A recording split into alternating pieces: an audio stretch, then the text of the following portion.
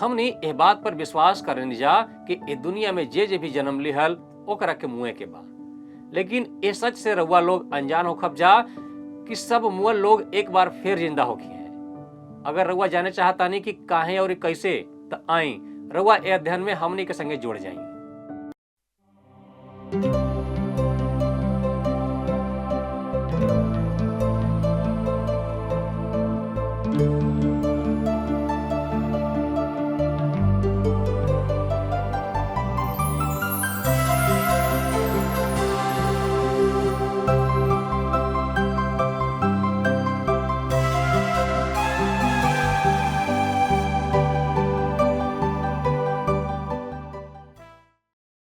प्रिय मित्र भाई बहन लोग, प्रभु यीशु मसीह के नाम में नमस्कार। ए भोजपुरी कार्यक्रम जिंदगी के राह में रउआ सबका स्वागत बा। खास करके ओ लोगन का स्वागत बा जे आज पहला बेर हमनी के संगे वचन सुने और सीखे खातिर शामिल हो रहल बा। हम रउआ लोग से बतावे चाहतानी कि ई एगो ऐसन बाइबल अध्ययन है जौना में हमनी बहुत गहराई से परमेश्वर के वचन के बारे में अध्ययन कइल जाला। रउआ लोग के फोन से हमनी के पता चलेला कि परमेश्वर राउर लोग के जीवन में अपार आशीष डाल रहल बाड़े। परमेश्वर के वचन के ज्ञान में हमनी के दुनिया के अनावश्यक चीज सबसे दूर खींचेला और जीवन के सबसे महत्वपूर्ण बात की ओर ले जाला। ऐसा ज्ञान हमनी के मनुष्य के लिखल किताब से ना बल्कि खाली परमेश्वर के पवित्र शास्त्र बाइबल से सीख सकनी जा। ये जिंदगी के राह कार्यक्रम ठीक वही पवित्र शास्त्र पर केंद्रित बा। एक घड़ी हमनी यूहन्ना के सुसमाचार से अध्ययन कर रहल बानी जा। ये अध्ययन में हमनी के यीशु के परमेश्वरत्व के कई गुण के देख रहल बानी जा, जैसे कि वो ए दुनिया में ऐसा सब काम कैलन जौन खाली परमेश्वर ही कर सकेलन। आज के अध्ययन में हमनी के 3 गो महत्वपूर्ण बात के देखब। हमनी खातिर ये सब बात के जानल बहुत जरूरी बा, काहे कि यीशु में हमनी के विश्वास हमनी के सर्वशक्तिमान परमेश्वर से जोड़ देला। हमनी के इहो जानब जा कि जब यीशु पहला बेर ये दुनिया में अइले तो वो हमनी के पाप से बचावे खातिर अइले, लेकिन दूसरा बेर वो फिर से आवे वाला बाड़े। वो समय परमेश्वर उनका के ये दुनिया में भेजे वाला बाड़े कि वो हमनी के न्याय करे। ये न्याय हमनी के विश्वास के आधार पर हुई, चाहे हमनी के यीशु में विश्वास कइनी जाए या ना। जब परमेश्वर के वचन के माध्यम से हमनी पर प्रकट कैल गईल कि खाली यीशु ही हमनी के पाप के माफ कर सकेलन, तका हमनी उनकरा के अपन उद्धारकर्ता के रूप में स्वीकार करता नहीं जा। यीशु अपना दूसरा आगमन में अपने विश्वासियन के ले जाए खातिर आ रहल पड़ल। आज के अध्ययन में ये सब जरूरी बात के सीखब जा ताकि हमनी निर्बुद्धि न ठहरल जा और ठोकर न खाई जा। तो आई वचन सुनने से पहले मन के तैयारी खातिर एगो सुंदर आत्मिक गीत सुने जा। विस्तार से आगे बढ़े से पहले मन के तैयार करे बदे सुनी एगो आत्मिक सुंदर गीत।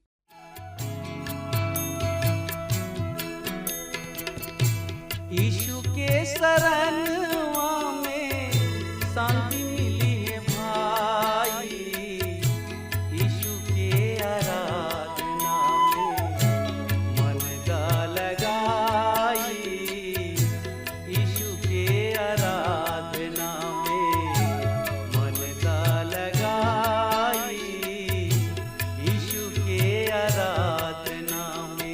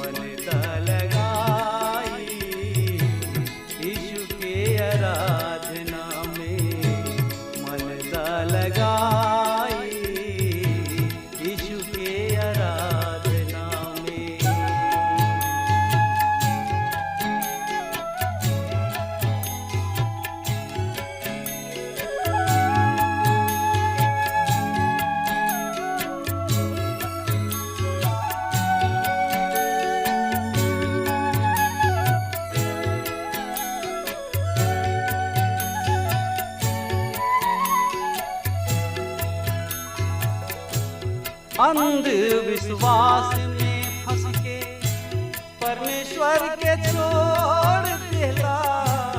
अंधविश्वास में फंस के परमेश्वर के छोड़ देला। सोच विचार के देखा जिंदगी में का पैला। माटी के शरीर एक दिन, माटी के शरीर एक दिन माटी हो जाई। यीशु के आराधना में मन का लगाई। यीशु के आराधना में मन का लगाई। यीशु के आराधना में।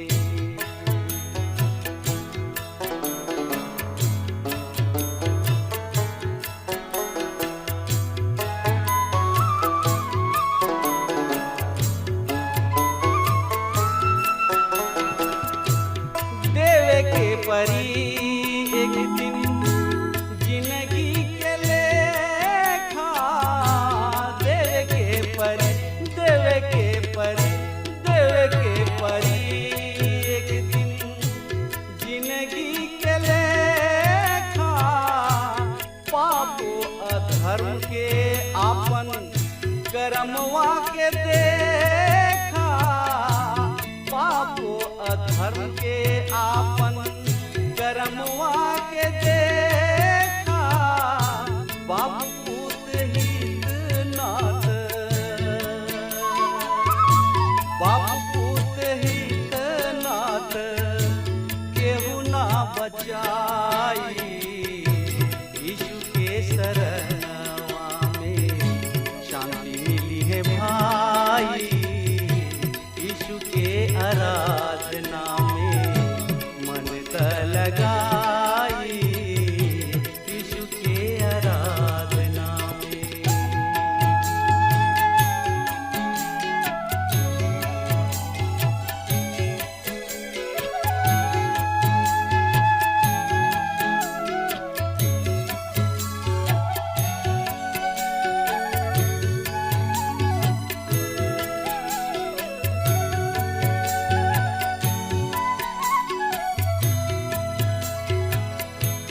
परमेश्वर पिता ई दिहलन सुंदर मनुष्य तन।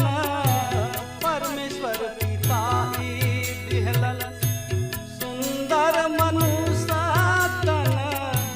दारू गांजा भांग खाई के बिगाड़ देहला सुधा मन। दारू गांजा भांग खाई के बिगाड़ देहला सुधा मन। आखिरी में जीने की, आखिरी में जीने की बेकार हो जाई। यीशु के आराधना में। मित्र भाई बहन, पिछला अध्ययन में हमने के देखनी जा कि यीशु मसीह परमेश्वर हमें ऊ मुअल लोग के जियावे का अधिकार रखेले। ऊ न्याय करी है। यीशु एगो औरी सच्चाई प्रकट करतने। यूहन्ना रचित सुसमाचार 5 अध्याय की 25 से 28 पद में इतरे लिखल बा, हम तुहन लोग से साँच कहतनी, ऊ ठहरावल समय आवता और अब वो बा। अब मुअल आदमी परमेश्वर के बेटा का आवाज सुन लिहन तो ऊ लोग जी जाई। ए बात से अचंभा जिन करी, काहे से कि ऊ ठहरावल समय आवता जब मुअल आदमी परमेश्वर पिता का आवाज सुनी है। यीशु कौना समय का चर्चा करतने? हमनी की यही युग का चर्चा करतने। उनका बानी सुनने वाला मृतक के है? यूहन्ना 11 अध्याय की 25 से 26 पद में मरियम और मार्था ये दोनों से कहत रहे, जे केहू हमरा पर विश्वास करेला ऊ अगर मरियो जाए तब वो जी जाई। अगर जे केहू जियता और हमरा पर विश्वास करेला ऊ अनंत काल ले ना मोई। यदि ऊ मर जाए एकर मतलब का है? का कब्र में पड़ल मुर्दा सुनेला? ना, ये आत्मिक मौत के बारे में कहल जाता।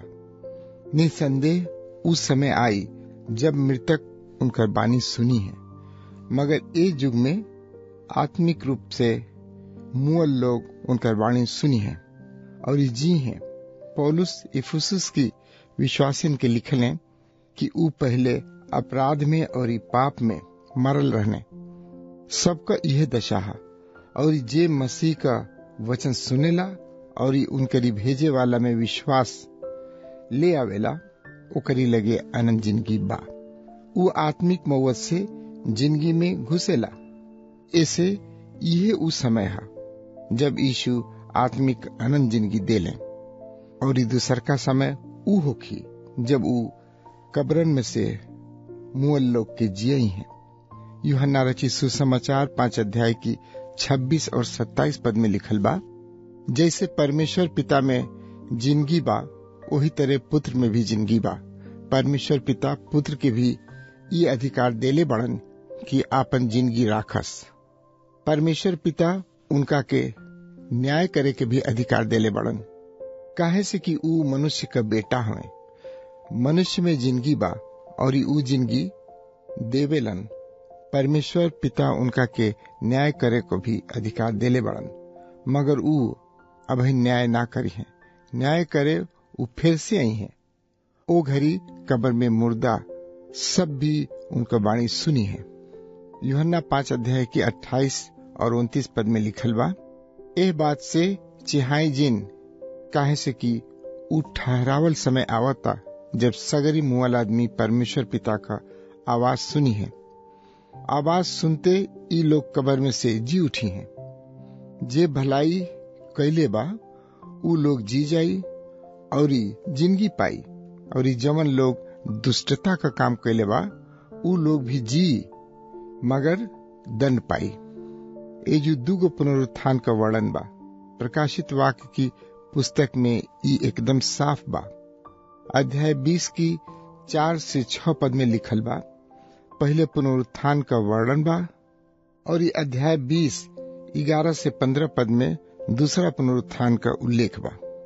पहला पुनरुत्थान उद्धार पावल लोगन कहा। ई परमेश्वर की कार्यसूची में अब अगला चरण है। एके पौलुस पहला थिस्सलुनीकी 4 अध्याय की 17 पद में उठावल गईल कहतने। ई एगो भविष्य का घटना है जौना को कोनो चिन्ह नइखे दिहल गई, कब्बो हो सकेला। प्रभु का सगरी विश्वासी जियत और मुअल उठावल जई हैं। पहला पुनरुत्थान है। महाक्लेश की घड़ी बहुते विश्वासी शहीद हो जाए हैं, जे के महाक्लेश के बाद पुराना नियम की पवित्र लोगन के साथे फिर जी उठे हैं और ये धरती पर अनंत काल खातिर जिंदा रही हैं। एक यीशु जिंदगी का पुनरुत्थान कहले। ई पहला पुनरुत्थान है। दूसरा पुनरुत्थान हुई दंड का पुनरुत्थान, जौना में सगरी युग का अविश्वासी जी उठी हैं और उज्जर सिंहासन की सोझा उनका न्याय होगी। उनका के पवित्र परमेश्वर की सोझा अपन दलील रखे का मौका दिया जाये। उनकी काम के अनुसार उनका न्याय होगी। लूका रचित सुसमाचार 12 अध्याय की 47 और 48 पद में उनकी अलगा अलगा दंड का वर्णन बा। यूहन्ना 5 अध्याय की 30 पद में लिखल बा, हम अपने अधिकार के कुछ ना कर सकेनी। जैसे परमेश्वर पिता हमरा के कहेलन, हम वैसे ही न्याय करीना। ऐसे हमार न्याय सच्चा है, काहे से कि हम आपन इच्छा ना बल्कि अपनी भेजे वाला की इच्छा के पूरा करे चाहिना। ई यीशु का मानवीय सीमा है कि वो अपने आप में कुछ ना कर सकेने।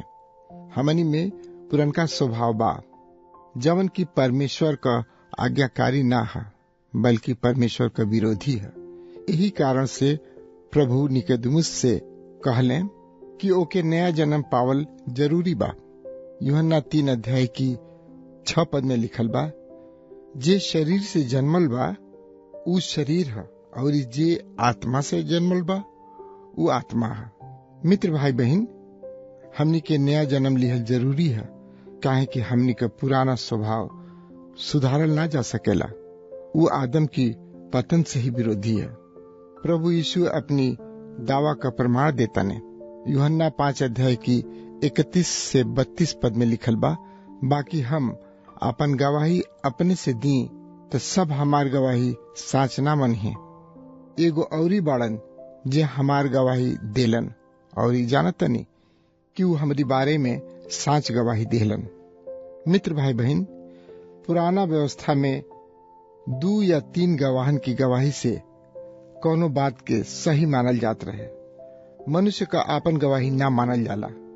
एगो औरी बाने जे की हमार गवाही देने, उ सोचे ले कि यीशु यूहन्ना बपतिस्मा देवे वाला के बारे में कहताने, मगर उ कोनो आदमी के बारे में नेखे कहत। यूहन्ना 5 अध्याय की 33 पद में लिखल बा, तू लोग यूहन्ना से पूछला जा और उ सच्चाई के गवाही देलन। यूहन्ना तो उनको एगो गवाह रहले, मगर एगो गवाह औरी बाने, ए तरह उनको 2 गवाह बाने। यूहन्ना 5 अध्याय की 34 पद में लिखल बा, हमरा के अपना बारे में आदमी की गवाही की जरूरत नहीं खे, तब्बो हम ई बात ऐसे कहतानी कि तोहन लोग के उद्धार मिले। उनका गवाह मनुष्य से बढ़ के होखी। ऊ यूहन्ना के भी अपन गवाह कहताने, ऊ यीशु का दीपक रहने। यूहन्ना 5 अध्याय की 35 और 36 पद में लिखल बा, यूहन्ना बपतिस्मा देवे वाला बत्ती नियर जरत और चमकत रहलन, तोहन लोग थोड़की देर तक उनकी ज्योति से भटक गए जा। निमन लागल, बाकी औरी हमरी लगे जवन गवाही बा ऊ यूहन्ना बपतिस्मा देवे वाला से बड़ बा, काहे से कि ई जवन काम हम करतनी जवन पिता हमरा के भेजले बड़न। यीशु के अधिकार के सत्यापित करे वाली बात उनका चमत्कार रहे। अगर आज केहू कहे कि उनकी लगे यीशु की नियर चमत्कारी सामर्थ बा, तो हमारी विचार में ई बेइज्जती है। यीशु का चमत्कार उनकी स्वर्गीय अधिकार का चिन्ह रहे। यीशु चंगाई का सभा न कैले और न ही चंदा मंगले। उ रोगियन के लाइन में ठाड़ न कैले, उ तो चल के रास्ता में जात रहले और रोगियन के चंगा न कैलन। यीशु 200 रोगियन के चंगा न कैलन, उ हजारों रोगी के चंगा कैलन। उनकी चमत्कार का खंडन केहुए नहीं कैले।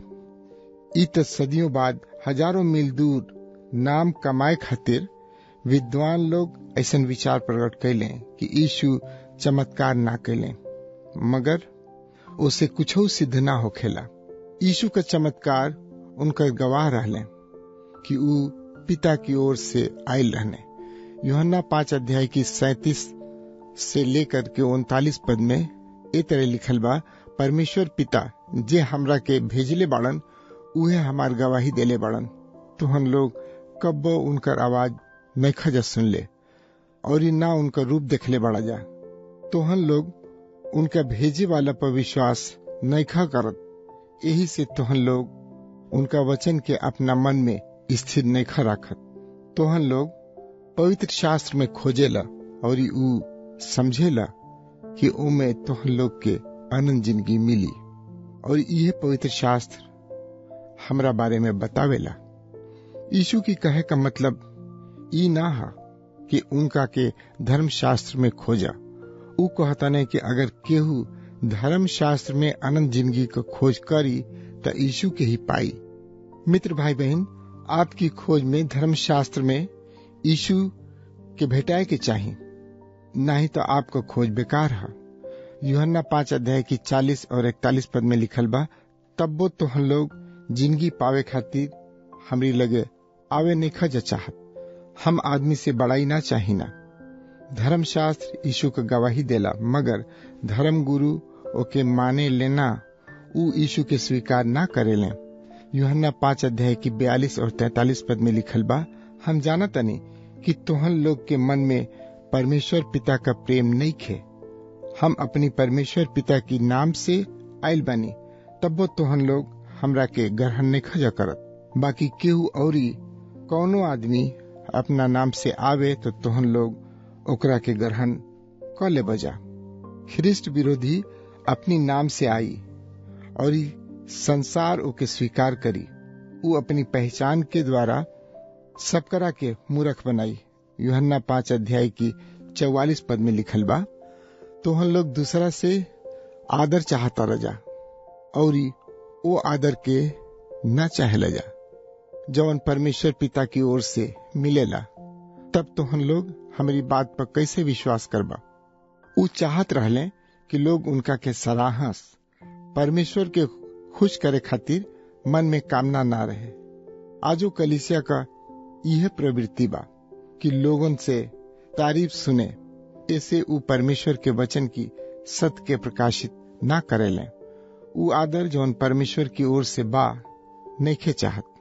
यूहन्ना 5 अध्याय की 45 से 47 पद में लिखल बा, ई मती बुझा कि हम परमेश्वर पिता के लगे तोहन लोग पर दोष लगाई।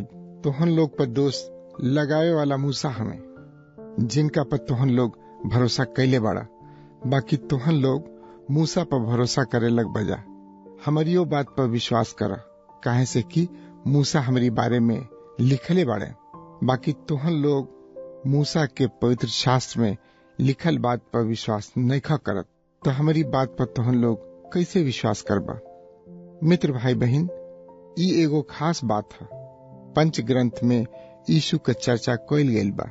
हमार विश्वास है कि ऊ पंच ग्रंथ के हर एगो पृष्ठ पर हवे। मूसा यीशु मसीह के बारे में लिखल है। पुराना नियम का खंडन करे वाला सावधान रहे। मूसा प्रभु यीशु की इमारत के नेव डालत रहले। केहू उनका से कहलस, तू एक नेव काहे खोदताड़ा, ई तोहार घर है। ऊ पागल कहलस, हम का एजू रहे नी, हम तो ऊपर की मंजिल में रहे नी। बहुते मूर्ख लोग आज कहले कि हम नया नियम के युग में बानी, मगर सत्य तो ई है कि पुराना नियम नया नियम का नियम है। अगर तू मूसा का विश्वास करीता तो हमारो विश्वास करीता। आज आप सब विश्वास करी कि यीशु मसीह ही मसीह हमें ऊ फिर आई है और ये अविश्वासियन का न्याय करिए, मगर उससे पहले अपनी विश्वास के इस संसार से उठा ली है। प्रिय मित्र भाई और बहन लोग, प्रभु यीशु मसीह के वचन मानव जीवन के सबसे मुश्किल और संवेदनशील समस्या खातिर संतुष्टि प्रदान करेला। यीशु मसीह कहले बाड़े कि जे हमार वचन सुनेला और हमारा के भेजे वाला पर विश्वास करेला, ओकरा खातिर अनंत जिंदगी बा आ ओकरा पर कौनो न्याय के दंड ना होई। वो मौत से पार करके जिंदगी में आ गइल बा। यीशु मसीह के माध्यम मनुष्य और ये परमेश्वर के बीच संबंध बनावे के एगो अद्भुत तरीका बा। हमने के एकरा के स्वीकार करें चाहे ना, ओकर आजादी भी हमने के दिहल गइल बा। केहू ऐसा ना बा जे मौत चाहत बा, जिंदगी नइखे चाहत। हमारा नइखे लागत कि आजू से एक कार्यक्रम से जुड़ल लोग में सब लोग जिंदगी नइखे चाहत। अगर वह जिंदगी चाहत तानी तो परमेश्वर की ए व्यवस्था पर भरोसा करके यीशु में अपन विश्वास के अभिव्यक्त करी। यूहन्ना सुसमाचार के अध्ययन में आगे बतावल गइल बा कि यीशु में विश्वास करे वाला लोग मौत से जिंदगी में कैसे प्रवेश करिए। ऐसे ये अध्ययन श्रृंखला के बाकी हिस्सा के जरूर देखी, ताकि ये सुनिश्चित हो सके कि परमेश्वर रउआ खातिर कौन योजना बनोले बाड़न, उनके खातिर जे उनका बेटा यीशु में विश्वास करेला। प्रिय मित्र भाई और बहन, आज के कार्यक्रम के बारे में अपन विचार हमने के फोन करके जरूर बताई। हमारा फोन नंबर रउआ अपना स्क्रीन पर देख सके नीजा। अगला कार्यक्रम में फिर भेंट हुई। आप सब प्रभु की संगति और वचन में बनल रही। धन्यवाद। प्रभु खातिर बदला विचार हो, छोड़ दुनिया जहनवा। प्रभु खातिर बदला विचार हो, छोड़ दुनिया जहनवा। प्रभु खातिर बदला विचार हो, छोड़ दुनिया जहनवा।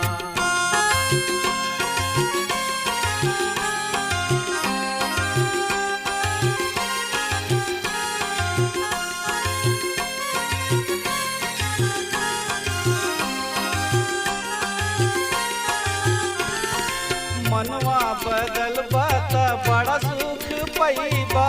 मनवा बदल बात बड़ा सुख पैबा। नाही त पीछे तू नरक में जइबा। नाही त पीछे तू नरक में जइबा। नाही त पीछे तू नरक में जइबा। स्वर्ग के खुलल बा दरबार हो, छोड़ दुनिया जहनवा, स्वर्ग में खुलल बा दरबार हो। छोड़ा दुनिया जहनवा, प्रभु खातिर बदला विचार हो। छोड़ा दुनिया जहनवा।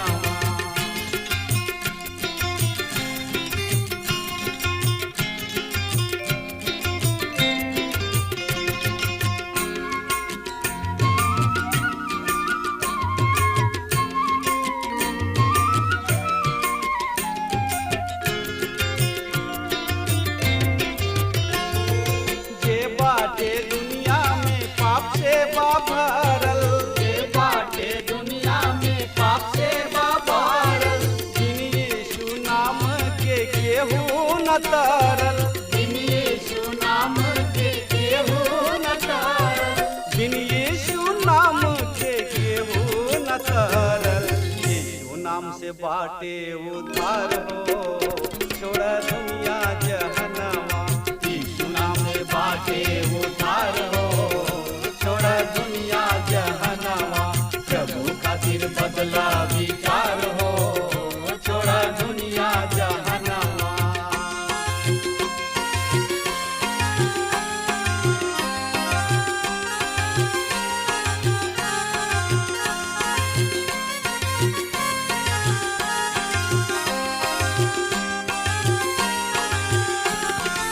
जब रउआ चाहिले